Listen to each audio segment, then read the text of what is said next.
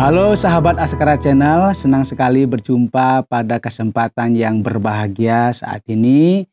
Kita dalam suasana yang senang ya. Karena apa? Karena pandemi sudah mulai berkurang, kita sudah mulai bisa pergi kemana-mana, tetapi dengan catatan kita harus selalu menjaga kesehatan kita masing-masing. Jangan lupa kalau bertemu dengan banyak orang kita harus pakai masker, begitu loh. Kemudian yang belum booster, di booster begitu ya. Ini ada booster ya, supaya imun tubuhnya semakin bagus. Nah, saat ini kita akan bicara tentang planning. Ya, ini planning udah biasa ya.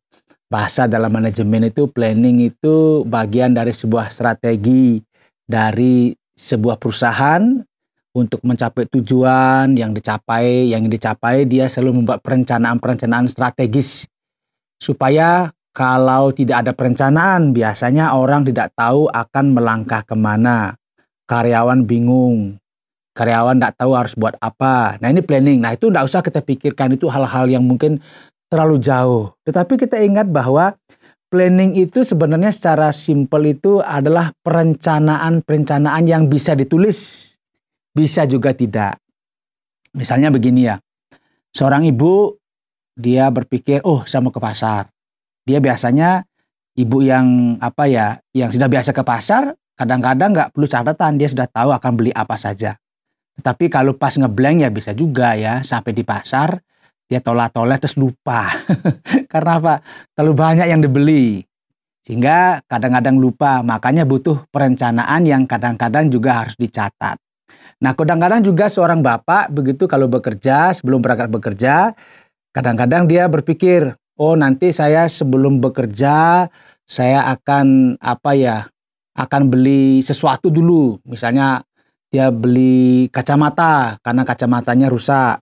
Atau dia akan mengunjungi temannya dulu untuk mengembalikan karena kemarin dia pinjam misalnya pulpen dan sebagainya. Semua diplanningkan. Karena kalau tidak ada planning dalam kehidupan kita, maka kita berjalan saja. Sehingga banyak hal yang bisa kita lupakan. Saya pernah membuat sebuah perencanaan harian begitu ya. Jadi saya buat hari ini akan buat apa. Saya start semua. Begitu saya start semua, itu ternyata saya bisa tahu, saya bisa mengerjakan berapa aktivitas. Karena ada catatannya. Tetapi kalau tidak ada catatan, kita sudah buat saja apa yang kita pikirkan. Akibatnya apa? Ada banyak hal-hal yang besar yang mungkin bisa kita kerjakan. Akhirnya tidak dikerjakan oleh karena kita tidak memiliki perencanaan. Ya perencanaan itu tidak perlu dipikirkan yang sangat detail sekali. Yang paling penting itu kita tahu kita mau buat apa. Hari ini atau besok. Itu penting. Karena apa? Karena kita bisa tahu kita sedang ada di mana. Kita sudah buat apa. Mana yang jalan, mana yang tidak. Sehingga hidup ini tidak hanya jalan dan ngalir. Kadang-kadang kan ada orang yang berpikir ya untuk apa buat planning, nggak perlulah. Yang penting ini sudah rutinitas. Justru kalau sudah rutinitas, dia nggak bisa berkembang. Karena tidak ada hal-hal yang dia pikirkan yang lebih besar lagi. Misalnya, hari ini saya bekerja buat A, buat B, buat C. Sudah lakukan saja. Itu kan sudah rutinitas.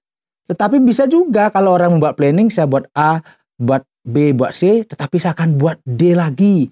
Karena saya akan ngatur waktu saya. Nah, artinya kalau orang itu bisa buat planning, maka dia bisa mengatur waktunya yang ada dengan maksimal. Ya.